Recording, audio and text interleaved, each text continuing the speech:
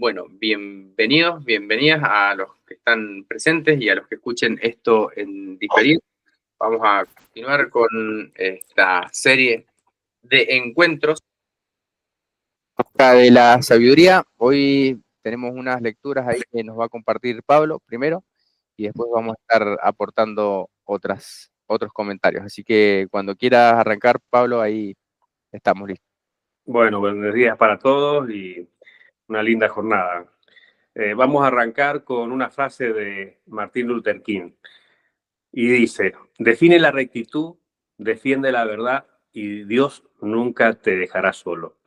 Esto vamos a ver un análisis un poco sobre la liberación, en donde en la existencia, en todo lo que el ser humano ha ido viviendo y desarrollando y elevando el estado de conciencia, han aparecido maestros espirituales y avatares, en donde estos maestros espirituales y avatares nos han ayudado sobre todo a liberarnos de la parte material, de la parte que no suma al ser, ¿no? De las limpiezas, ¿no? Cuando estamos en ese sendero espiritual es fundamental siempre tener estos maestros, ¿no? Para desapegarnos de esas cosas que no nos suman, ¿no? Y así liberarnos. Hay mantras también de liberación, en donde también ayudan en esta purificación del Dharma, ¿no? Y vamos a hablar de un sabio, un consejo de un rishi a un devoto, en donde ese rishi tiene una frase que dice: asegúrate que tu vasija esté limpia antes que reparar los agujeros y querer almacenar el agua de la sabiduría en ella. Esa frase es una frase muy bonita, ¿no? ¿Por qué? Porque esa vasija se ensucia y se vive ensuciando de carbón, etcétera, ¿no? Es como el corazón, que también dicen que uno va limpiando, siempre tiene que limpiar el corazón, porque también se ensucia, ¿no? Y se ensucia del día a día, de malos pensamientos o de cosas que nos ocurren, ¿no? Entonces eso es un trabajo diario, ¿no? Y la historia de este discípulo que se quejaba de que no se le quedaban las enseñanzas, las escrituras y ningún conocimiento espiritual. Entonces habla con su gurú y le dice que, al contrario de otros discípulos muy eruditos, él no retenía las enseñanzas.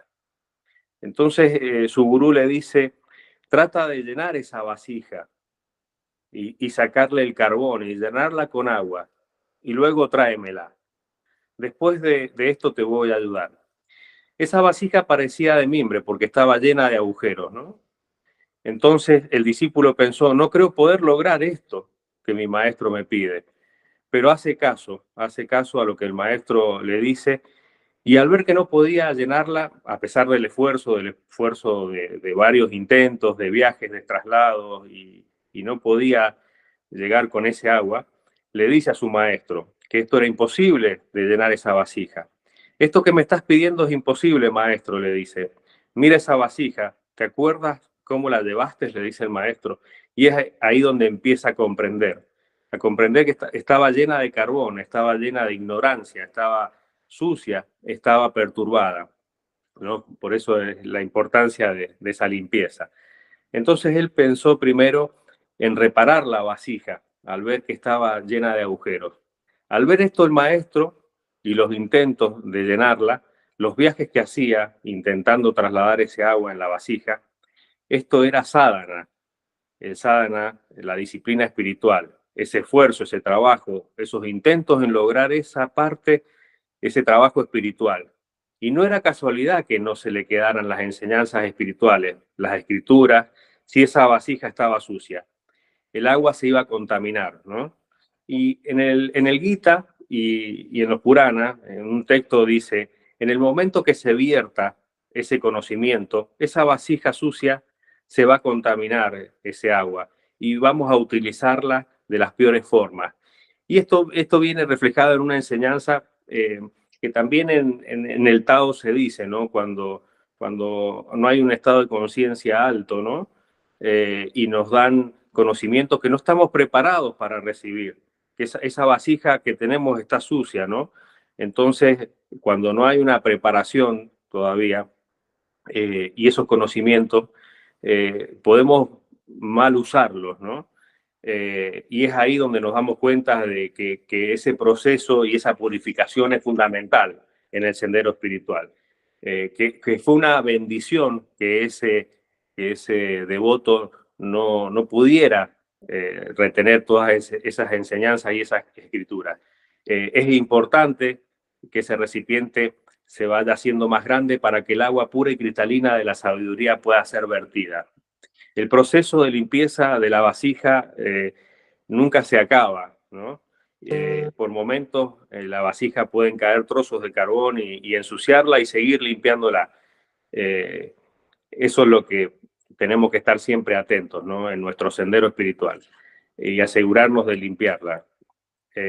Si todo lo demás falla, reposar en esa honestidad, ¿no? Y decir, bueno, tenemos que seguir con esa limpieza, con ese trabajo. Y meditar sobre las cualidades puras que queremos desarrollar cuando estamos en esa introspección, ¿no? Nos damos cuenta cuánto nos hace falta recorrer todo lo que nos hace falta purificar, ¿no? También es parte de ese trabajo, ¿no? Un monje decía, siéntate a meditar sobre cada una de estas cualidades puras que quieras desarrollar y hazme un maestro de esa cualidad. ¿Mm? Así que bueno, esa era la enseñanza que le dio ese gurú a ese devoto, ¿no? Que es muy bonita y es muy importante, es para siempre recordarla y tenerla en cuenta, ¿no? ¿Me permitís un comentario? Sí, por supuesto. Hay un maestro que sigo yo que dice que en general en las enseñanzas místicas hay como tres niveles o tres etapas, mejor dicho. La primera etapa siempre es purificación.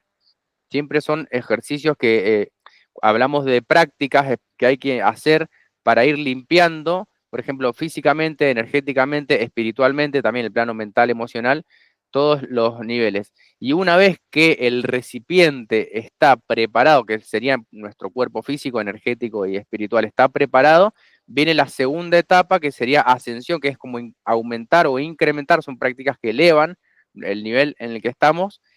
Es decir, nos transformamos como en una versión mejorada, si se quiere, de nosotros mismos a través de estas prácticas de ascensión, pero es necesario primero hacer la purificación, porque sin la purificación esa ascensión no es posible.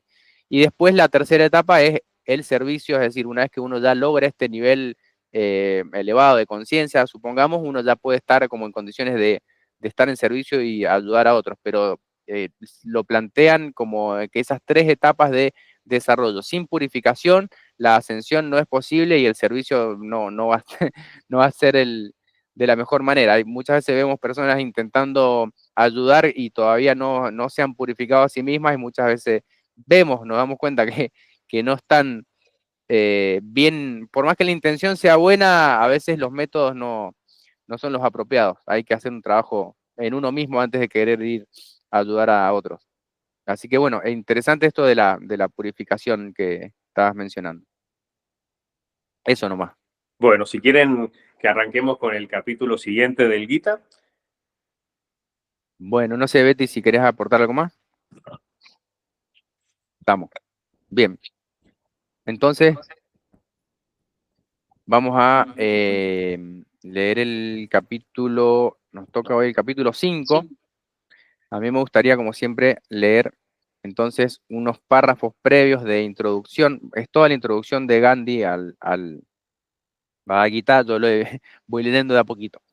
Entonces, vamos con el capítulo 5 del Bhagavad Gita. Primero, dos párrafos de la introducción de Gandhi. Dice, el autor del Mahabharata no estableció la necesidad de la guerra material. Al contrario, probó su futilidad. Respecto al Gita que habla de este contexto de la guerra entre los clanes. Hizo a los victoriosos derramar lágrimas de dolor y arrepentimiento y no les dejó sino un legado de desgracias. En esta gran obra, el Gita es la cúspide. Su segundo capítulo, en lugar de enseñarnos las reglas de la guerra material, nos dice cómo puede ser reconocido el hombre perfecto.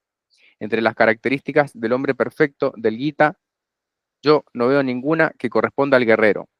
Su entera exposición es incompatible con las reglas de conducta que gobiernan las relaciones entre bandos de la guerra. O sea, estamos hablando de que lo que se busca acá no es el exaltar las cualidades del guerrero en el sentido de lo bélico, sino quizá en el sentido espiritual. Bueno, entonces el capítulo 5, dice Gandhi, este capítulo está dedicado a mostrar que la renuncia a la acción como tal es imposible sin la disciplina de la acción desinteresada y que ambas son finalmente una sola. Estamos hablando de como esta idea de sacrificio, de realizar la acción sin esperar un resultado y va a exponer entonces en este capítulo sobre este tema. Dice Arjuna, Krishna, has elogiado la renuncia a las acciones y al mismo tiempo has elogiado la ejecución de la acción. Dime con seguridad qué es lo mejor. Krishna dijo, ambas. La renuncia y la ejecución de la acción conducen a la salvación, pero de las dos, el yoga de la acción es mejor que la renuncia o el sannyasa. Debes conocer a aquel que siempre renuncia como uno que no tiene simpatías ni antipatías, porque el que está libre de los pares de opuestos es liberado fácilmente de la esclavitud. Comenta Gandhi acá, dice, esto es no la renuncia a la acción, sino al apego por los pares de opuestos, es lo que determina la verdadera renunciación. Un hombre que está siempre en acción puede ser un buen sannyasin, un renunciado, y otro que no está ejecutando ningún trabajo puede tal vez ser un hipócrita. Continúa el texto y dice, el ignorante es el que habla del samkhya y de yoga como diferentes, pero no los que poseen el conocimiento.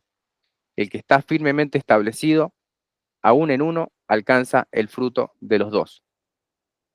Samkhya, hay un comentario, dice, significa aquí el sendero del conocimiento, y yoga, el sendero de la acción desinteresada. El yogi absorto en Samkhya, el conocimiento, vive aún en pensamiento para el bienestar del mundo y logra el fruto del karma yoga por el mero poder de su pensamiento. El karma yogi, siempre absorto en la acción desinteresada, logra naturalmente la paz del jnana yogi, o sea, el sendero del karma y el sendero del conocimiento lo ponen como dos caminos posibles. Acá está diciendo que se pueden unificar. La meta que logran los samkhyas también es alcanzada por los yogis. El que ve ambos, samkhya y yoga, como uno solo, ese ve verdaderamente. Pero la renunciación es muy difícil de alcanzar sin el yoga. El asceta equipado con el yoga alcanza a Brahman muy pronto. El yogi que se ha purificado, que ha alcanzado el control de su mente y de todos sus sentidos, que ha llegado a ser uno con el Atman en toda la creación, aunque él actúa, permanece sin ser afectado. El yogi que ha visto la verdad sabe que no es él quien actúa mientras ve, oye, toca, huele, come, camina, duerme o respira. Conversa, deja ir, sujeta, abre o cierra sus ojos, todo con la convicción de que son los sentidos los que se mueven en su respectiva esfera de acción. Comenta Gandhi y dice, mientras perdure el ego, este desapego no puede ser logrado. Un hombre sensual no puede refugiarse en la pretensión de que no es él, sino sus sentidos los que actúen. Tal interpretación maliciosa demuestra una ignorancia del Gita y la recta conducta. En el verso siguiente se aclara este punto. Dice, aquel que dedica sus acciones a Brahman y las ejecuta sin apego no es manchado por el pecado, como los pétalos del loto no son tocados por el agua. Solamente con el cuerpo, la mente, el intelecto y los sentidos, los yogis ejecutan las acciones sin apego con el objeto de purificarse. Comenta Gandhi, dice, solamente con el cuerpo significa sin el sentido del yo. Un soñador puede vagar por todo el mundo solamente con la mente. Un loco o un intoxicado puede actuar solamente con el cuerpo. Un prodigio intelectual puede actuar solamente con el intelecto. Y un niño puede actuar solamente con los sentidos. Pero en cada uno de estos casos, el desapego no es un acto consciente, sino una retirada accidental del alma de sus agentes, que serían mente, cuerpo, intelecto o los sentidos. Pero el yogi separa su alma con pleno conocimiento de las operaciones de cada uno de estos y alcanza el reposo del soñador, la libertad del loco, la abstracción del prodigio y la inocencia del niño. Ellos actúan por instinto, el yogi por el conocimiento. Continúa el texto y dice: un hombre que practica el yoga obtiene una paz duradera por el abandono del fruto de la acción. El hombre ignorante del yoga, egoístamente apegado a los frutos, permanece atado. Renunciando con la mente a todas las acciones, el habitante de este cuerpo, que es dueño de sí mismo, descansa feliz en su ciudad de 9 puertas sin hacer ni obtener nada. Acá un comentario dice: las 9 puertas del cuerpo, bueno, son los orificios también, los 2 ojos, las 2 fosas nasales, los 2 oídos, la boca y los órganos de excreción.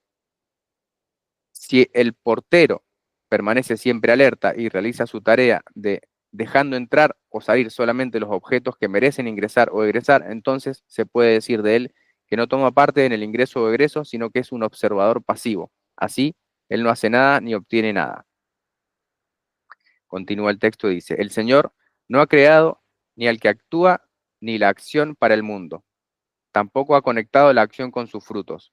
Es la naturaleza la que trabaja. Dice Gandhi: Dios no es el hacedor. Prevalece la ley inexorable del karma, y en el mismo cumplimiento de la ley, dando a cada uno lo que merece y haciendo recoger lo que se ha sembrado, está la misericordia y la justicia de Dios. En la justicia pura hay misericordia. La misericordia que no está de acuerdo con la justicia no es misericordia, sino lo opuesto.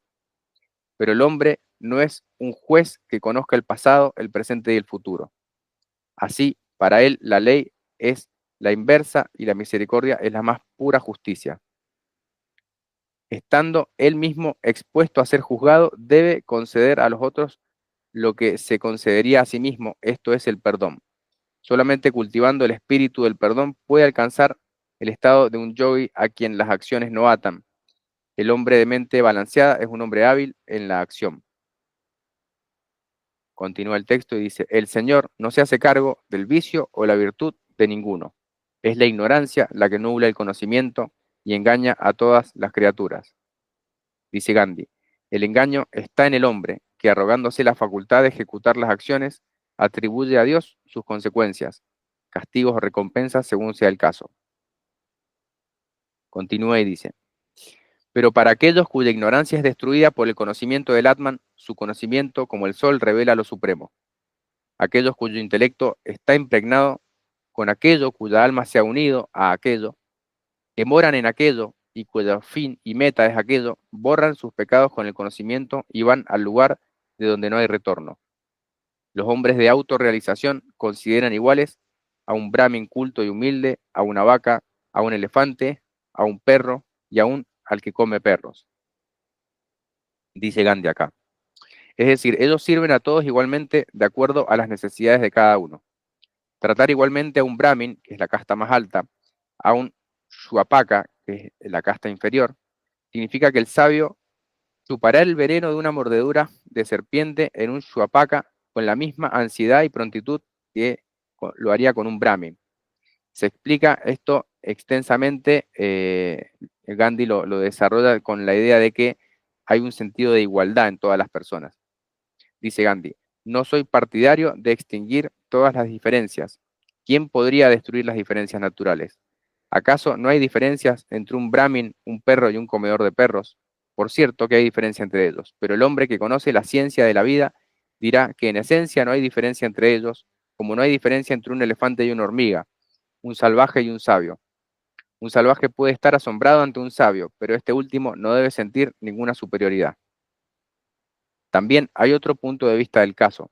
Todos somos iguales en un aspecto, esto es, en la imperfección. Todos estamos pintados con el mismo pincel. Ninguno de nosotros es perfecto. Solo el Señor es perfecto. Y el ser humano está manchado por nacimiento. Todos estamos manchados en mayor o menor grado si examinamos nuestro ser interior, y sin embargo la unidad interior compenetra toda la vida. Las formas son muchas, pero el espíritu de las formas es uno. Continúa el texto y dice: aquellos cuya mente está anclada en la igualdad han conquistado el ciclo de nacimientos y muertes en este mismo cuerpo, porque Brahman perfecto es el mismo para todos, por lo tanto ellos descansan en Brahman. Y dice Gandhi: así como un hombre piensa, así llega a ser. Por lo tanto, aquellos cuya mente está empeñada en ser iguales para todo, adquieren esa igualdad y llegan a unirse con Brahman. Continúa y dice, aquel cuyo entendimiento es seguro, que no es engañado, que conoce a Brahman y descansa en Brahman, no estará contento por recibir algo agradable ni triste por obtener algo desagradable. Aquel que se ha desapegado de los contactos externos encuentra la felicidad en Atman. Habiendo alcanzado la unión con Brahman, disfruta de la felicidad eterna.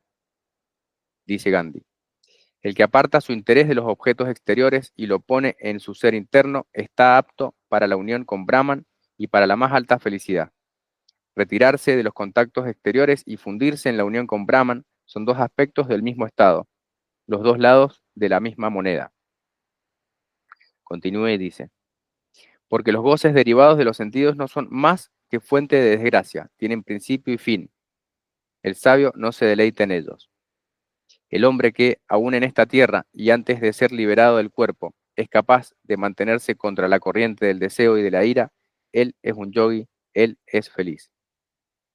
Dice Gandhi, como un cadáver que no siente gustos ni disgustos, que no es sensible al placer ni al dolor, así el que en vida está como muerto para ellos, ese vive verdaderamente y es verdaderamente feliz. Continúa el texto y dice, aquel que encuentra la felicidad en su interior, que reposa solamente en su vida interna, que tiene la luz en su interior, ese yogi, siendo uno con la naturaleza, alcanza la unidad con Brahman. Obtiene la unidad con Brahman los sabios cuyos pecados han sido borrados, cuyas dudas han sido resueltas, que han logrado el control sobre sí mismos y que están absortos en el bienestar de todos los seres, libres del deseo y de la ira, dueños de sí mismos, los ascetas que han realizado el Atman encuentran la unidad con Brahman en todas partes a su alrededor. Tal asceta es siempre libre, habiendo cortado el contacto con los sentidos, se sienta con la mirada fija entre las cejas, regula el movimiento de la inhalación y la exhalación, controla los sentidos, mente e intelecto, libre de miedo, deseos e ira, resuelto a alcanzar la libertad. Acá hay un comentario de Gandhi, dice, estos versos se refieren a algunas de las prácticas yogas establecidas en los Yoga Sutras. Es necesario hacer una advertencia respecto a estas prácticas. Tienen para el yogi el mismo propósito que la gimnasia y el atletismo para el hombre del mundo. Los ejercicios físicos de este último le ayudan a mantener sus sentidos en pleno vigor. Las prácticas yogas ayudan al yogi a mantener su cuerpo sano y sus sentidos bajo control.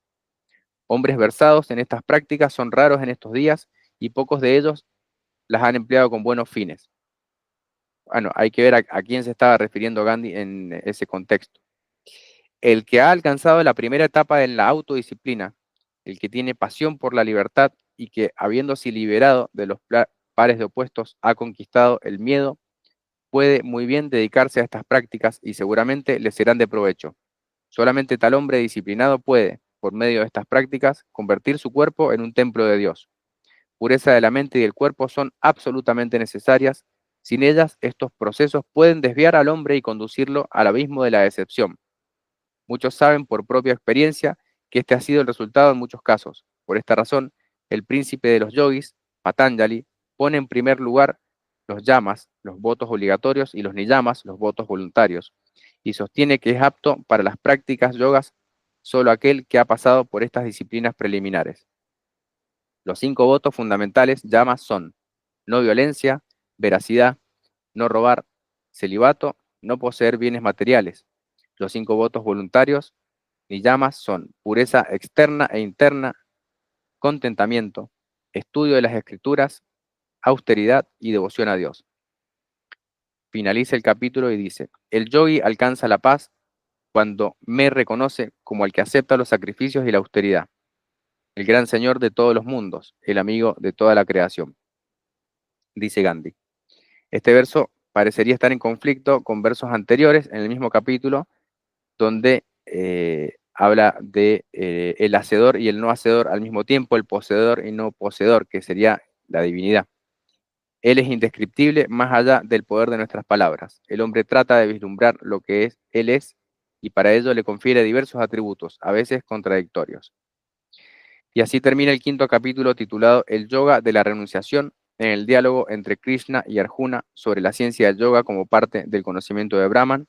en el Upanishad llamado el Bhagavad Gita. Bueno, ahí tenés el micrófono silenciado, Pablo.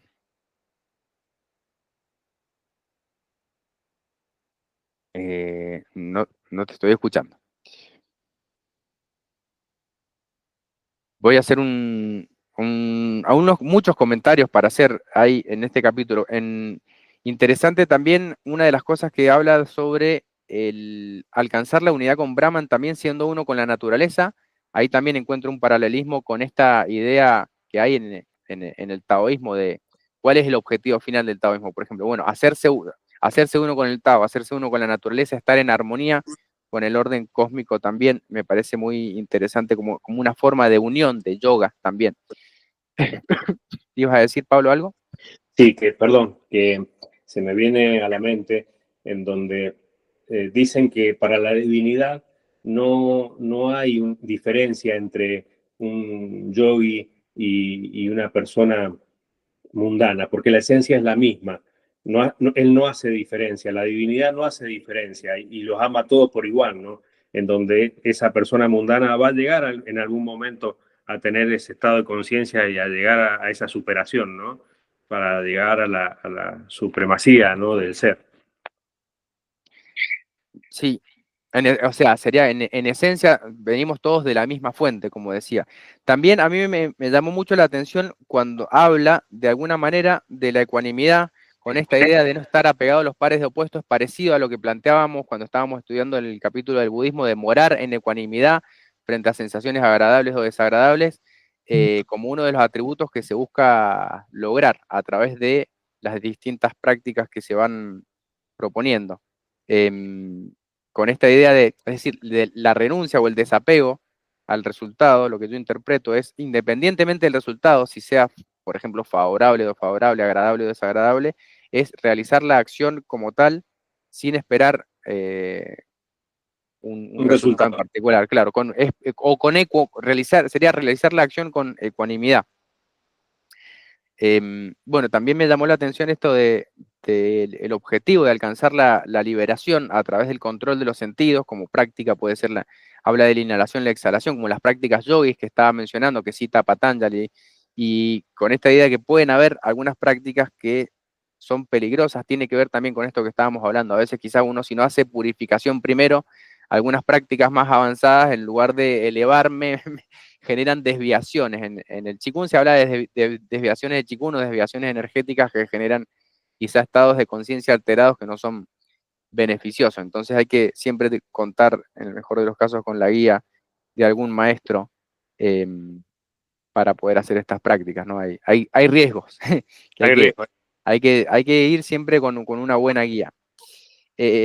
Bueno, no sé, estos son los comentarios que me vienen a la mente. Siempre, igual entiendo Gandhi también cuando habla que tiene que respetar un poco el sistema de castas que estaba establecido, no podía ir totalmente en contra del sistema de castas, por eso lo menciona y él dice, bueno, este orden no se puede alterar, pero somos todos iguales en esencia.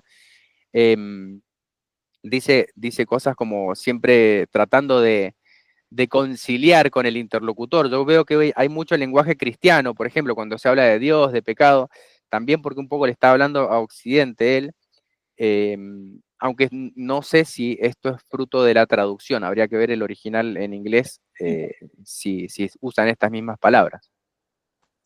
Sí, fíjate que en el Tao pasa algo similar también. Hay que ver el tema de las traducciones, que ya lo hemos hablado de eso, ¿no?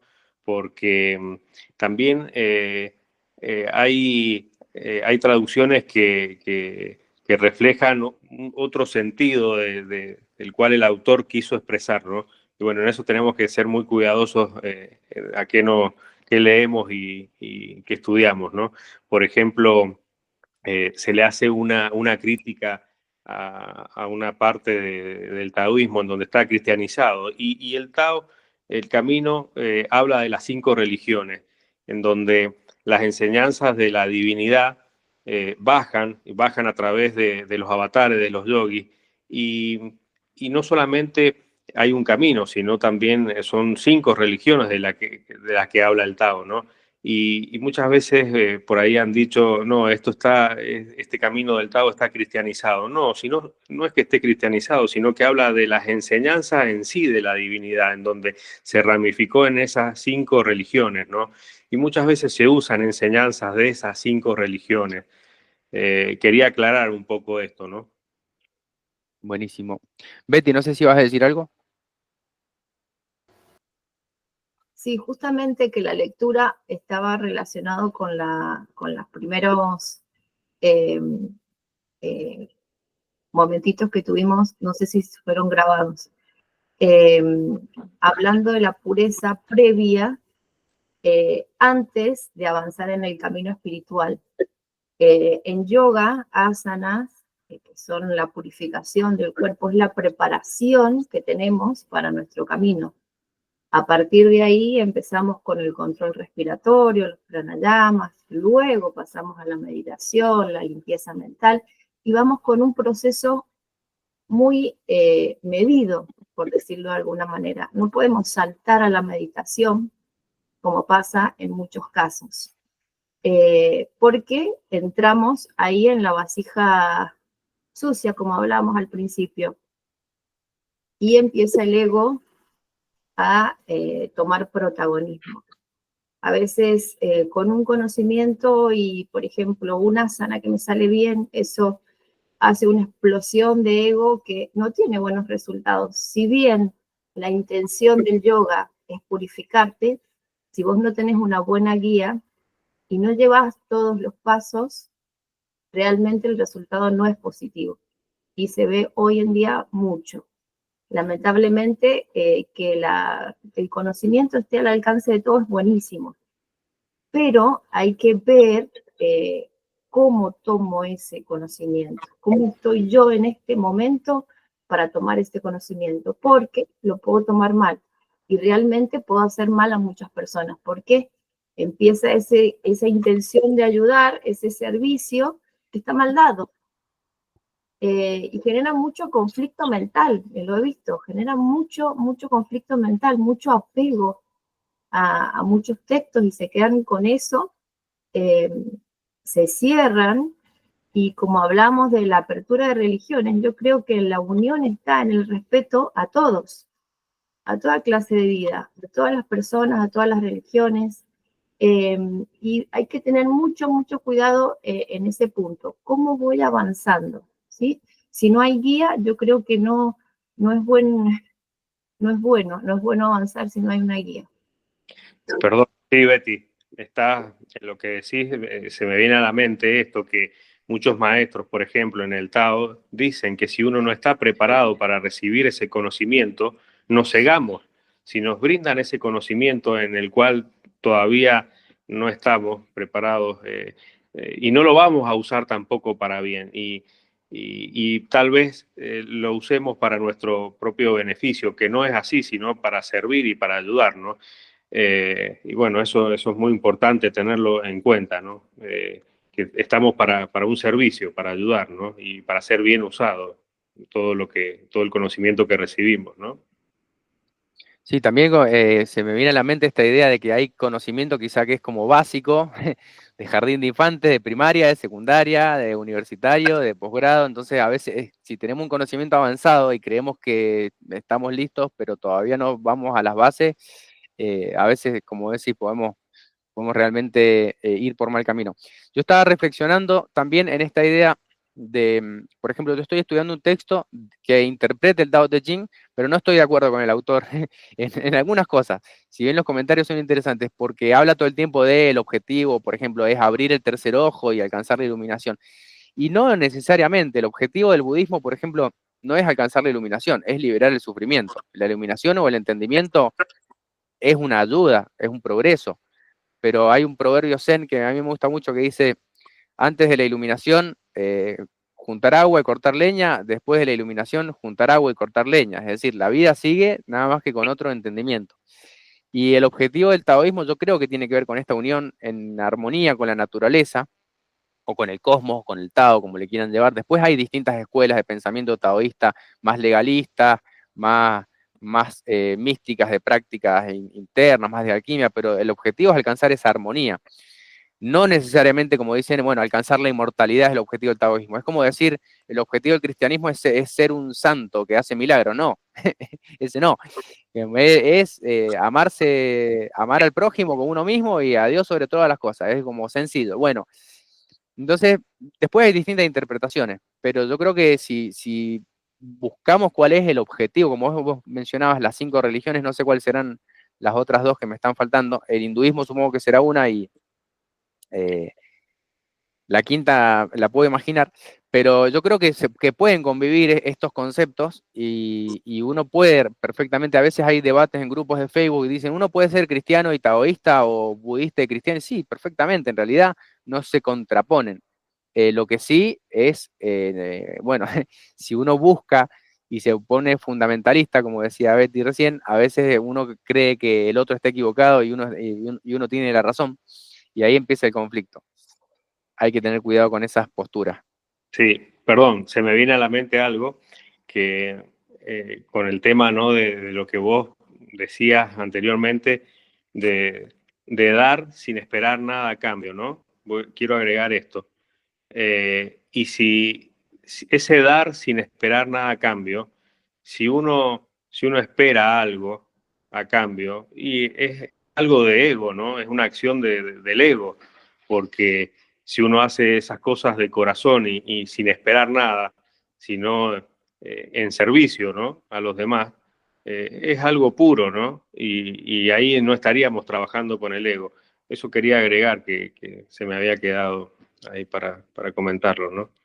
Y, y con respecto, bueno, a esto que hablamos de las religiones, o sea, también se me viene a la memoria, tengo un amigo sufi y una vez charlando con él, que siempre tenemos lindas charlas, me decía, Pablo, eh, el Corán prohíbe la violencia, es la no violencia, es como la Biblia, todas las enseñanzas son buenas, pero bueno, hay practicantes como en los cristianos que no ven esa parte de la no violencia, entonces no es que las escrituras no marquen estas cosas, todas las escrituras marcan la rectitud, la benevolencia y demás, ¿no? Pero bueno, somos los seres humanos que nos desviamos, ¿no? Por eso es necesaria la purificación. Bueno, no sé si quieren aportar algo más. Yo tenía también un texto acá para leer. ¿Están de acuerdo? Sí, sí, sí. Bien, entonces vamos a continuar con un texto. Veníamos hablando del establecimiento de la atención en el budismo, entonces vamos a hablar acerca de la atención consciente en la respiración. Este es el Ananda Sutta, que sería el discurso con Ananda. Hay una breve introducción de Bhikkhu Bodhi que dice: el Buda explica al venerable Ananda cómo, a partir de una práctica sustentable de la atención consciente en la respiración, Anapanasati, se llega al pleno despertar. Cerca de Savatthi, en esta ocasión, el venerable Ananda se acercó al bienaventurado y al saludarlo respetuosamente se sentó a un lado. Acto seguido, se dirigió al bienaventurado con estas palabras: venerable Señor, ¿existe alguna cualidad única que, al ser cultivada y desarrollada, culmina con la realización de las 4 cualidades? Y existen 4 cualidades que, al ser cultivadas y desarrolladas, culminan con la realización de 7 cualidades, y existen 7 cualidades que, al ser cultivadas y desarrolladas, culminan con la realización de 2 cualidades. Bueno, esto tiene que ver con la enumeración en el budismo de las distintas cualidades. Vamos a ver cómo las explica, dice. Sí, Ananda. Existe la cualidad única que, al ser cultivada y desarrollada, culmina con la realización de las 4 cualidades, que culminan con la realización de las 7 cualidades, que culminan con la realización de las 2 cualidades. Dice, pero venerable Señor, ¿cuál es la cualidad única que, al ser cultivada y desarrollada, culmina con la realización de las 4 cualidades, de las 7 cualidades, de las 2 cualidades? Dice, la atención consciente en la inhalación y exhalación, cuando es cultivada y desarrollada, Ananda, culmina con la realización de los 4 establecimientos de la atención consciente. Ya habíamos hablado previamente. Los 4 establecimientos de la atención consciente, cuando son cultivados y desarrollados, culminan con la realización de los 7 factores de iluminación. Los 7 factores de iluminación, cuando son cultivados y desarrollados, culminan con la realización del claro conocimiento y liberación. Entonces, sobre la atención consciente en la inhalación y la exhalación, y cómo se cultiva la atención consciente en la inhalación y exhalación para que culmine con la realización de los 4 establecimientos de la atención consciente. En este caso, Ananda, el monje, va al bosque, a la sombra de un árbol o una casa vacía, y se sienta ahí con las piernas cruzadas. Manteniendo su cuerpo erecto y estableciendo la atención enfrente, permanece siempre atento a la inhalación y siempre atento a la exhalación.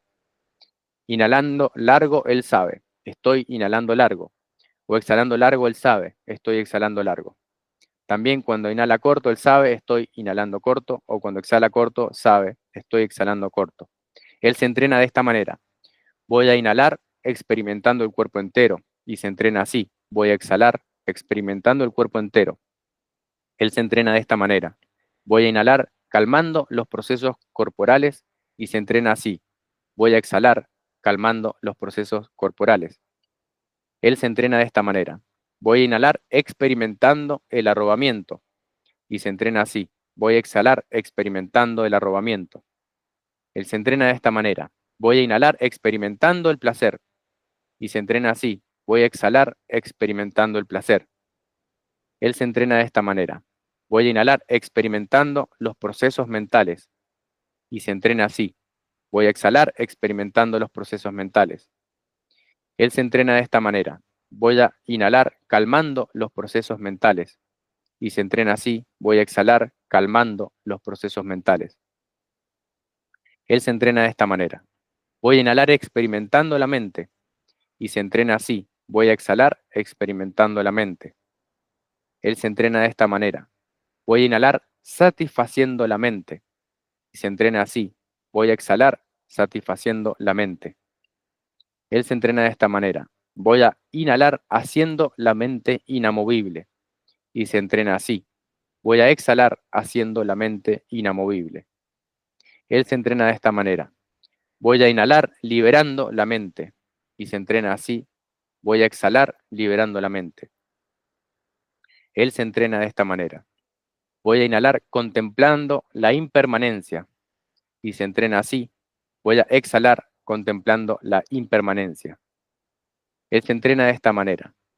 Voy a inhalar contemplando el desapasionamiento y se entrena así. Voy a exhalar contemplando el desapasionamiento y se entrena de esta manera. Voy a inhalar contemplando el cese y se entrena así. Voy a exhalar contemplando el cese y se entrena de esta manera. Voy a inhalar contemplando el renunciamiento y se entrena así. Voy a exhalar contemplando el renunciamiento. Entonces, repitiendo esta misma estructura, va nombrando todos los objetos en el cual contempla durante la inhalación y durante la exhalación. Respecto de los 4 establecimientos de la atención consciente, dice, Ananda, cada vez que el monje inhala largo, sabiendo estoy inhalando largo, o exhala largo, sabiendo estoy exhalando largo, e inhala corto, sabiendo estoy inhalando corto, o exhala corto, sabiendo estoy exhalando corto, cada vez se entrena de esta manera. Voy a inhalar experimentando el cuerpo entero, o se entrena así. Voy a exhalar experimentando el cuerpo entero, y se entrena de esta manera. Voy a inhalar calmando los procesos corporales, o se entrena así. Voy a exhalar calmando los procesos corporales. Entonces, Ananda, en esta ocasión, el monje permanece contemplando el cuerpo en sí mismo, con ardor, con clara comprensión y atención consciente, habiendo dejado atrás la codicia y el pesar por el mundo. ¿Y por qué sucede esto? Es porque yo, Ananda, lo considero como un cierto tipo de cuerpo. Es por eso, Ananda, que en esta ocasión el monje permanece contemplando el cuerpo en sí mismo, con ardor, con clara comprensión y atención consciente, habiendo dejado atrás la codicia y el pesar por el mundo. Ananda, cada vez que el monje se entrena de esta manera, voy a inhalar experimentando el arrobamiento, o se entrena así, voy a exhalar experimentando el arrobamiento, y se entrena de esta manera, voy a inhalar experimentando el placer, o se entrena así, voy a exhalar experimentando el placer. Cada vez que se entrena de esta manera, voy a inhalar experimentando los procesos mentales, o se entrena así, voy a exhalar experimentando los procesos mentales, y se entrena de esta manera, voy a inhalar calmando los procesos mentales, o se entrena así, voy a exhalar calmando los procesos mentales. Entonces, Ananda, en esta ocasión, el monje permanece contemplando las sensaciones en sí mismas, con ardor, con clara comprensión y atención consciente, habiendo dejado atrás la codicia y el pesar por el mundo. ¿Y por qué sucede esto? Es porque yo Ananda lo considero como un cierto tipo de sensación. Es por eso, Ananda, que, en esta ocasión, el monje permanece contemplando las sensaciones en sí mismas, con ardor, con clara comprensión y atención consciente, habiendo dejado atrás la codicia y el pesar por el mundo. Ananda, cada vez que el monje se entrena de esta manera, voy a inhalar experimentando la mente, o se entrena así, voy a exhalar experimentando la mente. Se entrena de esta manera, voy a inhalar satisfaciendo la mente, o se entrena así, voy a exhalar satisfaciendo la mente.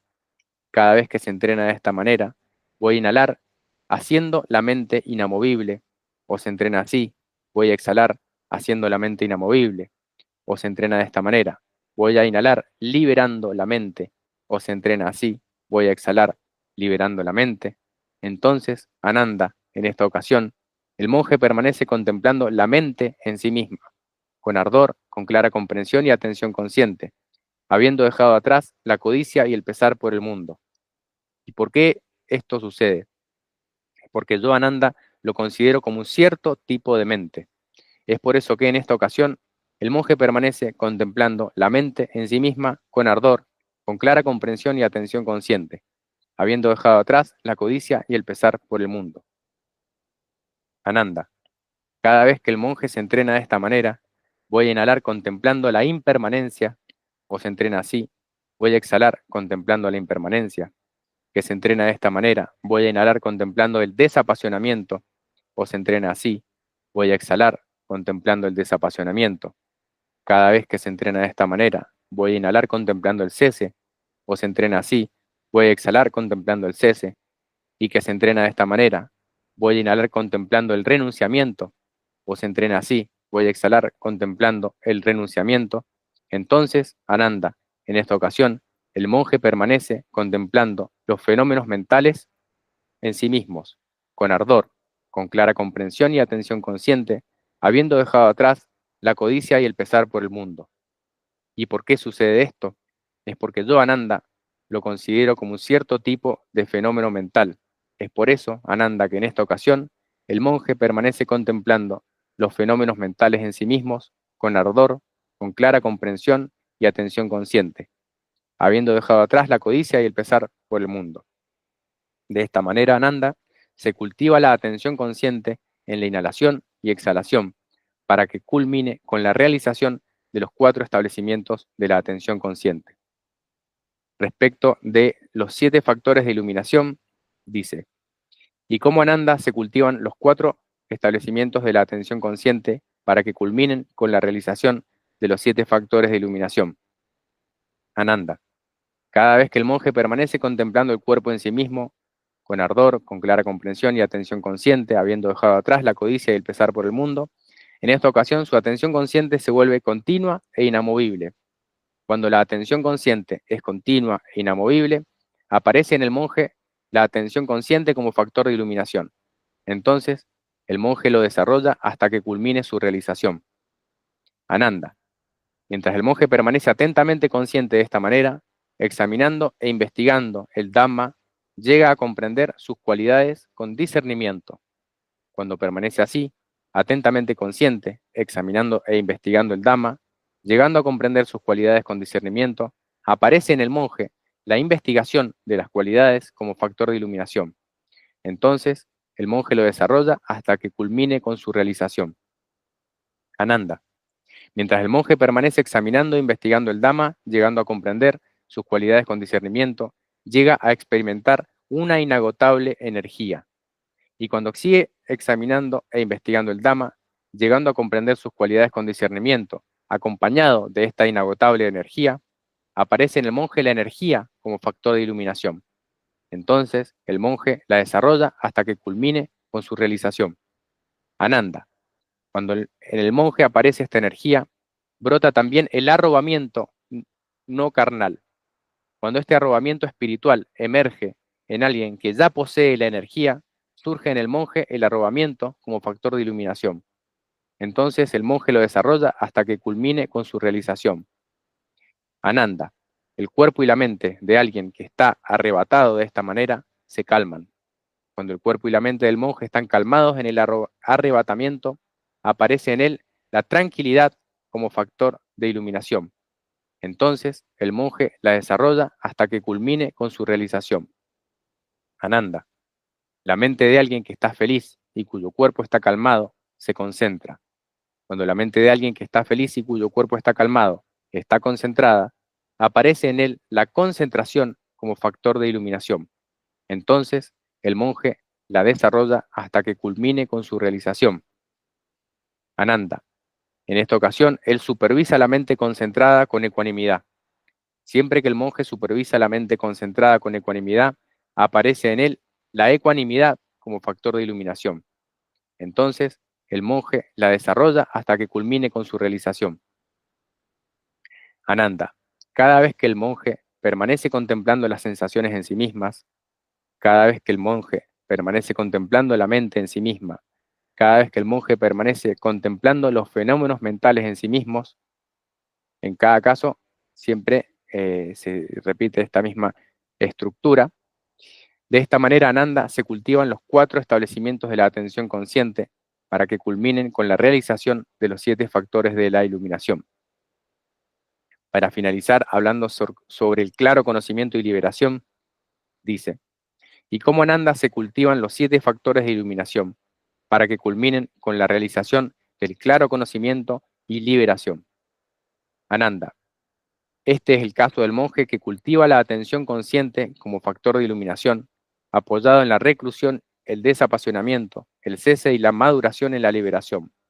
Él cultiva la investigación de las cualidades como factor de iluminación, él cultiva la energía como factor de iluminación, él cultiva el arrobamiento como factor de iluminación, él cultiva la tranquilidad como factor de iluminación, él cultiva la concentración como factor de iluminación, él cultiva la ecuanimidad como factor de iluminación, apoyado en esta reclusión, el desapasionamiento, el cese y la maduración en la liberación.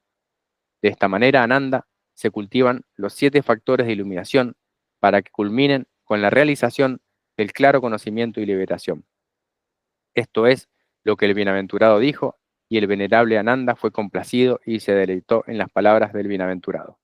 Bueno, este es entonces el discurso a Ananda acerca de el uso de la respiración, la atención consciente en la inhalación, en la exhalación, mientras se va estableciendo la atención en cada uno de estos diferentes aspectos para desarrollar finalmente el conocimiento y la liberación, desarrollando los factores de la iluminación.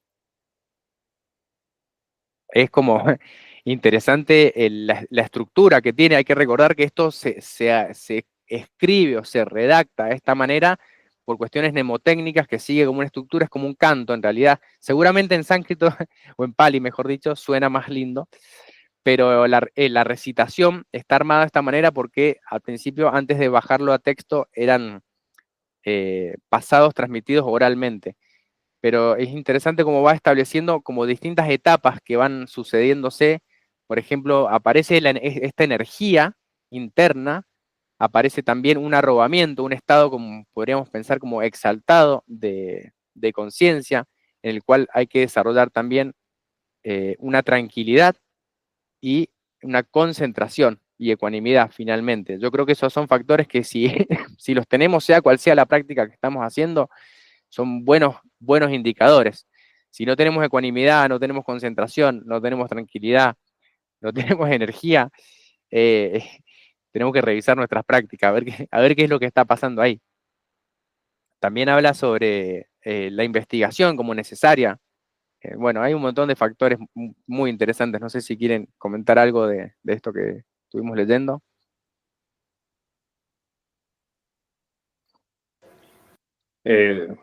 Bueno, yo creo que esos sutras y esas meditaciones, por ahí no estamos acostumbrados, ¿no? El occidental, ¿no? y esa práctica también llevarla a través de un maestro, que es lo que siempre hablamos, ¿no? De la importancia de un maestro. Tal vez para el occidental nos resulte un poco, llamémosle, no sé si usar este término, extrañas, ¿no? O sea, que no sería el término tampoco, pero no estamos acostumbrados a ese recitar de sutras, ¿no? Y creo que en la práctica lo deberíamos hacer, llevar a eso. Tampoco en algunas líneas taoístas o budistas, tampoco se recitan muchos sutras, ¿no? Y solamente tienen algunos y pocos, por lo que yo he vivenciado, ¿no? Y creo que esto sería importante también para bajar esa línea al practicante, ¿no? Se me viene a la mente, por la experiencia que yo he tenido, tanto en budismo como en taoísmo, ¿no? Sí se usa más en lo que es lo védico, en los Hare Krishna. Pero bueno, quería hacer referencia a eso, ¿no? Sí, yo creo que es importante la lectura para saber qué fue lo que dijo, qué fue lo que dicen que dijo, porque muchos sutras dicen, esto es lo que he oído, como diciendo, bueno, anda a chequearlo, como se dice ahora, pero esto es lo que se ha transmitido. Pero sí, para mí la enseñanza es muy simple. Yo cuando lo llevo a la práctica, me siento a meditar, digo, me duele el cuerpo. Bueno, vamos a hacer esta práctica. Estoy consciente, me duele el cuerpo. Y sigo. O mi mente está totalmente dispersa, confusa y ruidosa. Ok, soy consciente. Mi mente está confusa y ruidosa. Y ahí sigo, hasta que en algún momento aparece el cese, como dice, y sin apego uno va progresando en la meditación, pero muchas veces uno entra a meditar y el cuerpo duele, la mente está en cualquiera, emocionalmente uno está totalmente desbordado. Simplemente llevar la atención, nada más. Sí, hay una parte muy bonita que quería compartir con el tema de la respiración. Hace mucho hincapié en la inhalación y en la exhalación. En yoga es la parte fundamental, tomar conciencia del prana, de cuando tomo y cuando devuelvo. En ese estado de quietud, cuando me siento parte de algo más grande, porque estoy tomando de algún lugar y estoy devolviendo a un lugar, mi atención se alinea y la quietud es la que me permite entrar en otro estado. Llámese de meditación, de concentración, porque antes de la meditación está dharana. Entonces hay que tener muy en cuenta eso en la respiración, que estoy tomando y que estoy devolviendo. Y si estoy tomando de un lado y estoy devolviendo, soy parte integral de algo más grande. Y ahí está nuestro sentido de la unión, ¿sí? Que también hablábamos anteriormente, unión con la naturaleza, de unión con una fuente más grande. Perdón, Betty, una consulta. Por ejemplo, en ese devolver, cuando uno exhala, también es como una meditación en donde también hay una purificación también, ¿verdad? ¿Es así o no? Sí, efectivamente. Cuando nosotros tomamos prana, ¿sí? Estamos energizando, estamos elevando nuestra energía. Y en el proceso de apana que liberamos es una parte de la limpieza que también hablábamos anteriormente. En realidad, mientras más grande sea la inhalación y más grande la exhalación, mejor el proceso de vinculación con el todo más grande. En realidad, anteriormente, los yogis buscaban alargar la respiración porque consideraban que teníamos ciertas cantidades de respiraciones en nuestra vida.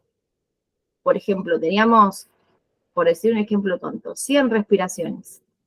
Entonces, que esas 100 respiraciones valieran la pena. ¿Y cómo podía hacer que valieran la pena? Alargando el proceso de inhalación y alargando el proceso de exhalación, porque alargaba mi vinculación con la fuente. Bien, gracias. Bueno, gente, yo creo que ha sido una linda jornada. Estamos ya en horario, como para cerrar acá. Así que si están de acuerdo, dejamos acá y después continuaremos la próxima. Bueno, muchas gracias a los dos por compartir.